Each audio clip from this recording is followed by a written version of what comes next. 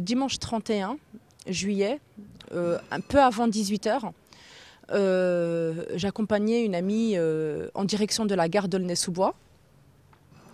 Et au niveau du parking de la gare, sur le chemin, il faut savoir qu'on avait déjà rencontré des véhicules de police, à savoir un fourgon et une autre voiture de police. Donc ces véhicules ont ralenti à mon niveau, mais par la suite, ils ont continué leur route. Et après, il y a eu cette fameuse voiture de police où il y avait 3 policiers à bord. Donc la voiture s'arrête à mon niveau. Le policier au volant me crie par sa fenêtre « Tu me retires ça, c'est interdit ». Donc déjà, j'ai été vraiment choquée le fait qu'il me tutoie et qu'il me crie comme ça par sa fenêtre. Donc je ne trouvais pas ça correct. Donc j'ai quand même essayé, on va dire, de garder, on va dire, d'essayer de répondre correctement. Et je lui ai dit, écoutez, je suis libre de m'habiller comme je veux. Donc de là, il m'a posé la question là, il est retourné sur le vouvoiement en me demandant est-ce que vous voulez que je vous contrôle? Donc je lui ai répondu, écoutez, si vous voulez me contrôler, contrôlez-moi, il n'y a aucun problème. Il m'a demandé de me mettre sur le côté. Alors eux, ils se sont garés. Et les 3 policiers sont tous sortis de la voiture et ils m'attendaient. Donc on est parti les rejoindre, mon ami et moi, en pensant qu'on allait justement procéder à l'identification. Chose qui n'a pas du tout eu lieu. Et donc pendant un moment, en fait, il commence à me parler de ma tenue, en me disant que c'était interdit, qu'en tant que citoyenne française, j'avais des devoirs. Donc là, je lui réponds que oui, en tant que citoyenne française, j'ai des devoirs, mais j'ai également des droits, notamment le droit d'exercer ma religion, que ce soit dans un endroit public comme dans un endroit privé. Que j'avais la liberté de conscience, que j'avais la liberté de culte, que c'était des droits qui étaient... voilà, ça faisait partie de mes droits fondamentaux. Lui, il reste sur sa position, moi je reste sur ma position. Donc on polémique comme ça pendant de longues minutes. Bon, à un moment donné, il commence à parler de ma tenue vestimentaire en utilisant le terme déguisement. Donc à partir de là, je décide, on va dire, de ne plus l'écouter. Parce que j'ai été vraiment vexée. Et je l'interromps et je lui demande, bon alors qu'est-ce qu'on fait? Est-ce qu'on procède à l'identification ou pas? Et de là, il me dit, écoutez, non, on attend des collègues. Donc au même moment, une voiture de police, une deuxième voiture de police arrive. Il me semble qu'ils étaient 2, minimum, ou 3. Mais je dirais plutôt 2, dont une femme. Donc la femme sort de la voiture et se dirige directement vers moi en enfilant ses gants. Et elle m'annonce qu'elle va me palper. Elle me dit comme ça, de but en blanc, écoutez, on va procéder à la palpation. Donc je suis vraiment étonnée par ce comportement. Il n'y a pas eu un bonjour ni rien. Et donc je lui dis, écoutez, je refuse. Vous avez des procédures à suivre. Dans la circulaire de Guéant, ce qui vous est demandé, c'est de me demander de décliner mon identité, de procéder à l'identification et ensuite de rédiger le procès verbal. Et là, le monsieur me dit, écoutez, c'est pas vous qui allez nous apprendre la loi, etc., etc. J'ai pris l'initiative d'appeler mon avocat. J'appelle mon avocat, je lui raconte, je lui explique que voilà, les policiers veulent procéder à une palpation alors qu'ils ne m'ont pas encore demandé ne serait-ce que ma pièce d'identité. Donc là, le policier est étonné, enfin mon avocat, pardon, est plutôt étonné et il me dit, tout d'abord, Inde, j'ai une question. Est-ce qu'il y a eu un moment quand les policiers t'ont aperçu, est-ce que tu étais en train de courir ou alors est-ce que tu avais des gestes qui auraient pu éveiller chez eux des soupçons à l'égard de par rapport à ton comportement? Donc là, je lui explique que non, pas du tout. Je marchais tranquillement dans la rue avec mon ami. Et voilà, donc moi, j'accepte de décliner mon identité, j'accepte de procéder à l'identification et je prends le procès verbal, il n'y a aucun problème. De toute façon, ce qu'il faut savoir, c'est que j'ai toujours accepté de m'identifier. Je veux dire, c'est pas la première fois que j'ai affaire à des policiers par rapport à cette histoire du niqab. Je me suis toujours identifiée, même quand il s'agissait d'un homme. Mon avocat m'explique que je pouvais accepter d'être palpée, mais que également j'étais en droit de refuser cette palpation. Et que de toute façon, quoi qu'il en était, ces policiers, vraisemblablement, outrepassaient leurs droits.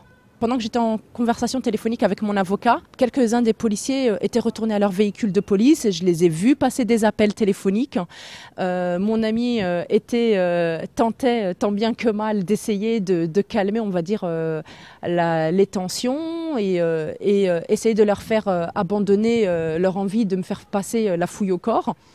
À un moment donné, un des policiers revient et dit à mon ami, bon bah écoutez, on va procéder à l'identification, on va pas la palper et puis on la laisse repartir.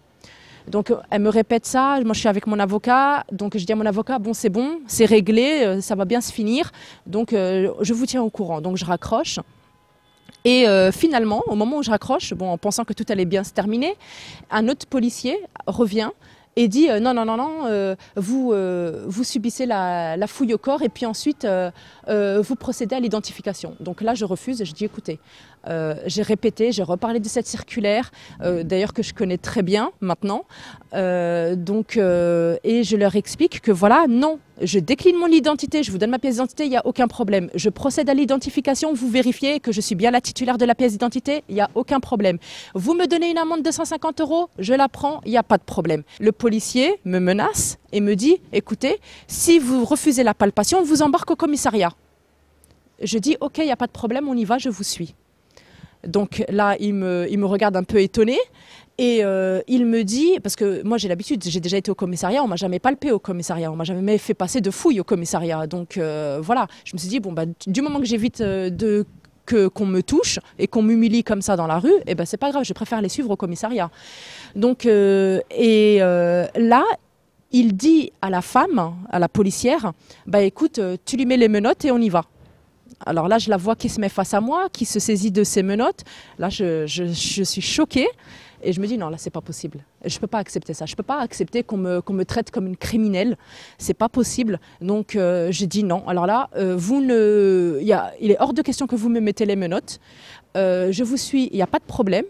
Maintenant, les menottes et la palpation, je refuse. Maintenant, vous avez des directives. De toute façon, ils n'ont pas d'autre choix que de l'appliquer. Si cette circulaire existe, c'est bien pour qu'elle soit appliquée et pour pas qu'il y ait de bavure policière. Je me suis dit dans ma tête, bon, je vais pas m'en sortir. Ils voulaient absolument me passer les menottes pour m'embarquer au commissariat et moi je refusais les menottes. Donc je leur dis, bon écoutez, j'accepte la palpation à condition que vous touchez pas mes parties intimes. Donc vous touchez pas ma poitrine, vous touchez pas mon ventre, vous touchez pas l'intérieur de mes cuisses et vous touchez pas mes fesses. Donc là, le policier qui était à ma droite me dit oh, c'est pas à vous de nous dire ce qu'on a à faire, etc., etc. Donc à partir de là, je me dis bon bah je vois que voilà, il reste sur sa position, il veut vraiment pas trouver de terrain d'entente ou il n'est pas du tout conciliant. Je laisse tomber et je leur dis bah écoutez, personne ne me touche. Il n'y a pas de palpation et je ne vous suis pas au commissariat avec les menottes. Donc moi je reste sur ma position et lui il reste sur sa position. Donc là le policier dit à la policière, bon ben on embarque ça, tu lui mets les menottes, on embarque ça. Je la vois, elle commence à prendre ses menottes, elle essaie de m'empoigner, j'arrive à dégager mon bras et à le libérer de son emprise. Dans la volée, le policier qui était légèrement à ma droite, en arrière, réussit à attraper mon bras. Il me le prend de force, il me le tord pour essayer de me mobiliser. Je leur crie de me lâcher, je leur crie d'arrêter. Quand je commence à m'agiter et à me débattre, je vois qu'il y a d'autres policiers qui arrivent pour essayer de me maîtriser. Donc là, je sens que mes deux bras sont attrapés. Ils me le tordent pour essayer de me mobiliser, donc je crie de douleur, je les insulte et vraiment en fait j'ai vraiment j'ai vraiment paniqué en fait surtout quand j'ai senti plusieurs mains posées sur moi. Sachant que j'étais complètement braquée en avant parce que la manière dont ils m'ont maintenu les bras, c'était très douloureux parce qu'ils ont soulevé les bras haut derrière mon dos. Donc j'étais obligée de me pencher en avant. J'étais complètement à leur merci. J'avais peur de me retrouver dévoilée. J'avais peur qu'on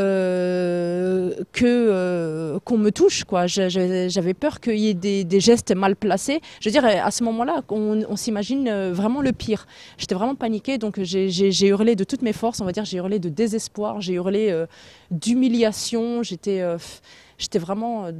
Voilà, j'ai été vraiment humiliée, quoi. C'était vraiment un déshonneur total. Ces hommes-là, lorsqu'ils ont posé la main sur moi, j'avais l'impression de subir un viol en réunion. Vraiment.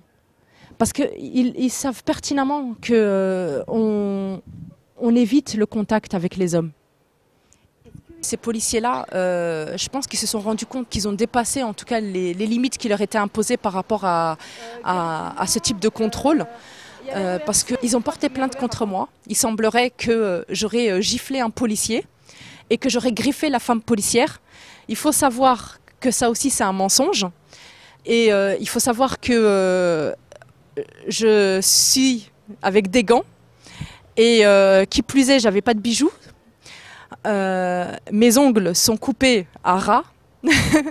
Donc voilà, après je pense que si eux ont décidé de porter plainte contre moi en prétendant que j'avais fait acte de violence physique à leur égard, je pense que c'est une manière pour eux de se protéger vis-à-vis par rapport à la bavure policière quoi, qui m'ont fait, enfin, dont j'ai été victime. Parmi les personnes qui ont filmé, il y a eu au moins un homme qui a eu le courage de poster la vidéo sur Internet le soir même. Et alhamdoulilah, en tout cas sur la vidéo, on le voit clairement que j'ai été menottée de force, que j'ai été empoignée de force. Bien qu'il y ait eu outrage, bien que je les ai insultés, j'ai été correcte avec eux jusqu'à ce qu'ils utilisent la brutalité avec moi. Arrivé au commissariat, on me fait attendre dans le couloir. Je pense que c'était dans un couloir où il y avait les petites cellules de garde à vue. Donc on attend. À un moment donné, j'entends une voix du bureau en face qui dit un peu énervée « Mais pourquoi vous l'avez menotté? Pourquoi vous l'avez ramené ?» Quelques minutes plus tard, je vois le policier qui avait insisté pour un des policiers, on va dire, qui avait insisté pour la palpation et qui m'avait menacé de m'embarquer au commissariat si je refusais la palpation, et ben, quelques minutes plus tard, je le vois sortir du bureau, pressé et contrarié. Il ne me regarde même pas et il sort. Donc j'attends. Et là, un autre policier en civil sort du bureau et vient, et m'annonce que je vais être placée en garde à vue. Donc je suis étonnée, mais je ne réponds pas. Un autre policier arrive et me demande de le suivre. Donc on me retire les menottes et je suis le policier, on monte à l'étage et on rentre dans un bureau. On rentre dans un bureau où il y a déjà une femme en civil. Donc à partir de là, l'homme arrive, etc. On me demande si j'accepte de m'identifier. Donc on me laisse seule avec la femme. Donc je m'assois. Elle me redemande est-ce que vous êtes d'accord, est-ce que vous avez une pièce d'identité, est-ce que vous êtes d'accord pour vous identifier. Et là, je ne vous cache pas que je craque et je fonds en larmes. Et je dis pourquoi est-ce que ce n'est pas ce qu'on m'a demandé dès le départ? Je me dis comment se fait-il qu'il faut que j'arrive ici pour qu'on me demande ne serait-ce que ma pièce d'identité? Alors qu'on ne me l'a même pas demandé, ça fait plus de 40 minutes que j'essaye de me faire identifier. C'est moi qui demande ce qu'on procède à l'identification et qu'on m'a refusé cela. Là, je procède à l'identification, je lui donne ma pièce d'identité, je relève mon voile, vérifie mon visage, je rabats mon voile. Et je lui dis, mais écoutez, je ne comprends pas. Pourquoi on s'acharne comme ça sur les femmes musulmanes? Pourquoi? Et de là, elle me dit, non mais écoutez, ne pensez pas qu'on soit tous comme ça, je comprends dans quel état vous êtes, et sachez que je ne cautionne pas du tout la manière dont se sont comportés avec vous mes collègues. Et là, franchement, ça m'a fait du bien d'entendre ça. Elle me dit elle-même, elle me dit comme ça, elle me dit, je ne comprends pas pourquoi la femme policière ne vous a pas elle-même amené à l'écart, à l'intérieur du parking, voire même à l'intérieur du parking qui se trouvait derrière vous, pour procéder à l'identification et vous laisser repartir. Ça aurait pu se terminer en 2 minutes. Et non, eh ben, on vous a fait subir voilà, une humiliation devant les gens, tout le monde a assisté et ça a fait voilà, toute une histoire. Voilà, c'est vrai, ça a duré c'est simple, à 18h j'ai rencontré les policiers, vers 19h je me suis fait embarquer, j'ai dû ressortir de là-bas, il était 21h passées il me semble.